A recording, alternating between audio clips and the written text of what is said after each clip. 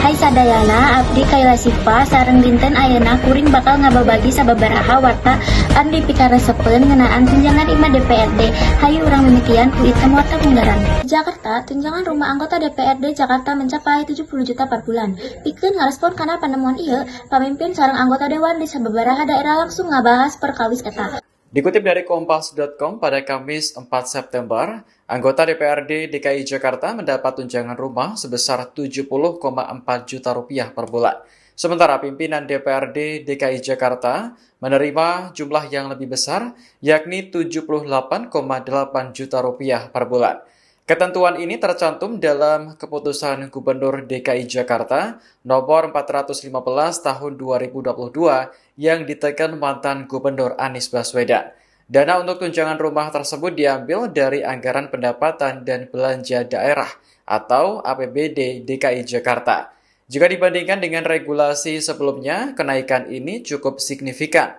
Berdasarkan Pergub nomor 153 tahun 2017 yang ditekan mantan Gubernur Jarod Saiful Hidayat, pimpinan DPRD hanya menerima 70 juta rupiah per bulan dan anggota 60 juta rupiah per bulan termasuk pajak.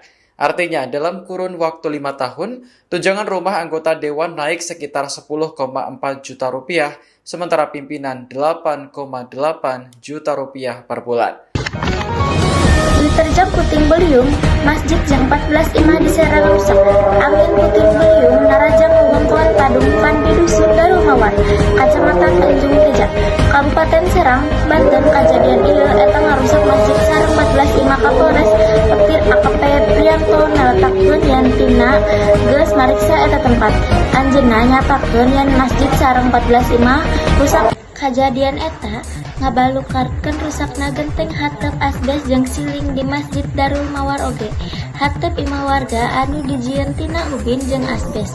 Cek Prianto Salasa 16 September 2025. Nurutkeun Prianto, angin puting beliung lumangsung berang angin kuat ngangkat hateup imah polisi oge nampi laporan 2 terade. Kumaha carana bayi Indonesia bisa diselundupkeun jeung dijual ka Singapura?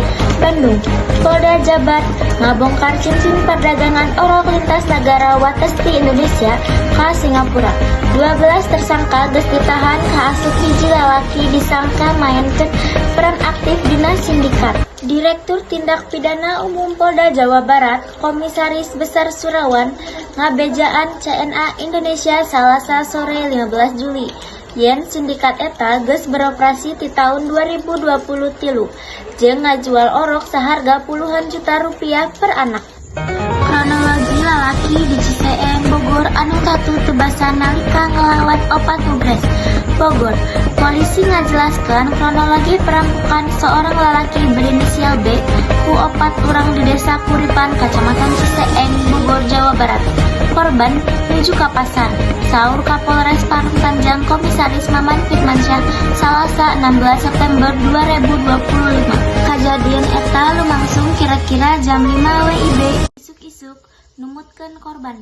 Anjeunna deketan ku opat lalaki dina 2 motor.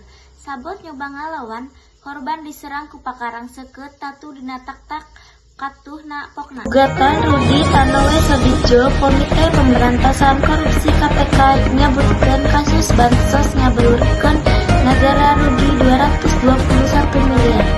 Jakarta, Komisi Pemberantasan Korupsi KPK ngabongkar kasus korupsi angkutan bantuan sosial di Kemenses tahun 2020.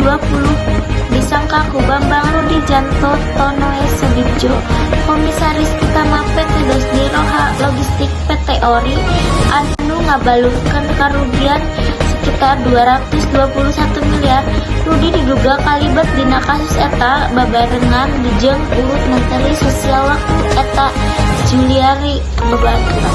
Melakukan larangan bepergian ke luar negeri atau cegah luar negeri kepada 4 orang ya, karena memang keberadaan dari yang bersangkutan dibutuhkan oleh penyidik agar dapat mengikuti proses-proses penyidikan secara baik. Artinya nanti ketika misalnya dilakukan pemanggilan untuk pemeriksaan, untuk dimintai keterangan, bisa hadir. Nah, dalam perkara ini KPK juga sudah menetapkan 3 orang sebagai tersangka dan 2 korporasi yang juga ditetapkan sebagai tersangka, di mana penyidik juga telah melakukan penghitungan awal terkait dengan dugaan kerugian negaranya yang mencapai sekitar 200 miliar.